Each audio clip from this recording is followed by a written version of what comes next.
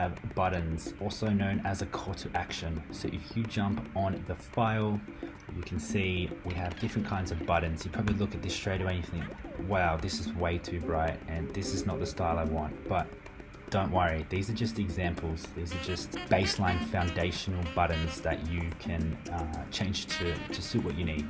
So for one, if you want it more square, you can jump here. You can see that these look nicer, don't they? So what you do, you have your buttons.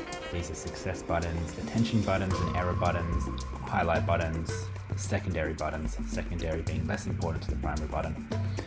And then we have default, hover, focus, disable, outline. Change them to suit your needs. Remember, these are just foundational buttons to change to the way you like.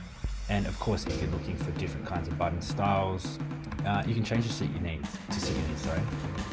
Here's an example, if you want that frame style, styling such as effects, strong effects, like this. You can add an inner glow, a little bit lighter. This is a framer style button. There you go. You can also search the button you are after. Drag and drop. This is a large button. Large buttons are normally 50 pixels from memory. 52, 48, 44. Small and then extra small. I would recommend using medium. You can change the status of them, so secondary button and then stay on focused. And that is buttons for you.